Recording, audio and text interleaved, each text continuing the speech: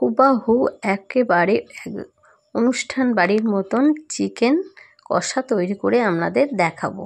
আর এই চিকেনের রেসিপিটা কিন্তু এরকমভাবে বানিয়ে খেলে আঙুল চেটে খেতে ইচ্ছা করবে, আর যেমন কালার হবে তেমন টেস্টি হবে।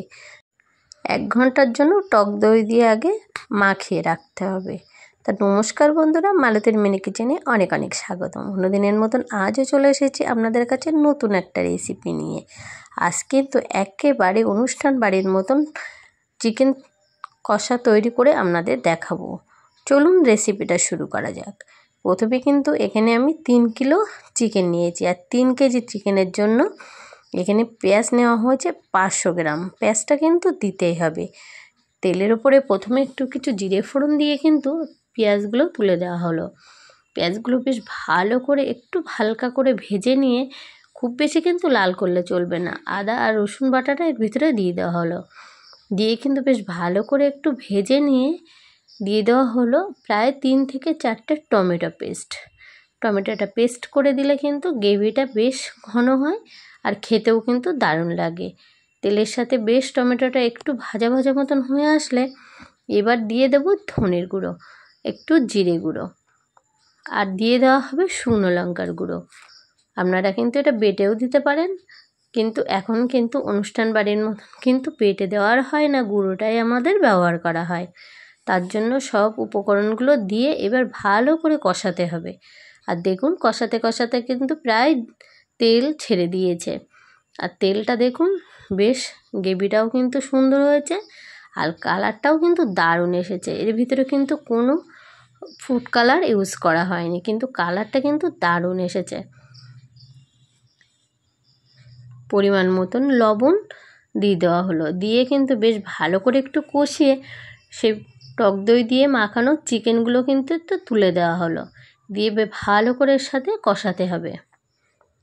চিকেনের কিন্তু এই কষানোটাই কিন্তু বন্ধুরা মেন।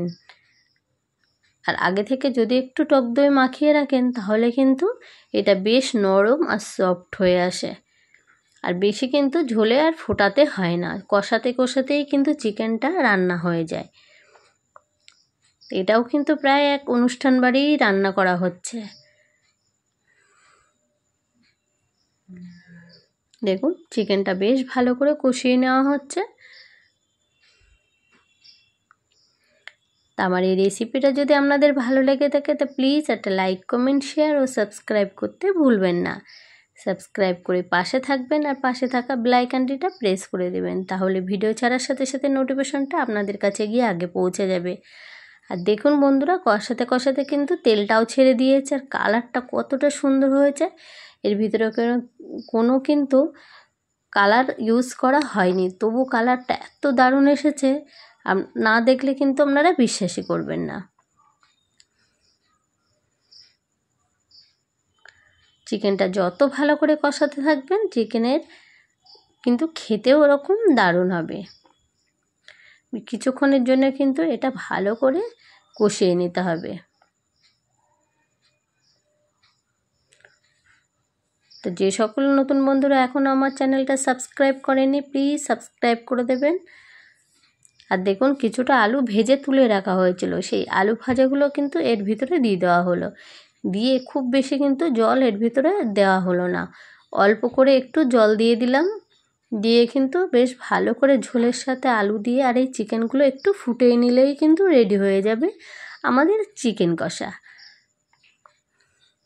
আর নামানোর আগে কিন্তু বন্ধুরা এর ভিতরে বেশ 50 থেকে 100 গ্রাম মতন ঘি দিয়ে দেওয়া হলো, আর এই ঘিটা দিলে কিন্তু বন্ধুরা যে চিকেনের যে একটা গন্ধ থাকে সেই গন্ধটা কিন্তু আর বেরায় না, কিন্তু দারুণ লাগে খেতে। এরকমভাবে আপনারা বাড়িতে রান্না করে খেয়ে দেখবেন, আশা করি আপনাদের অনেক অনেক ভালো লাগবে।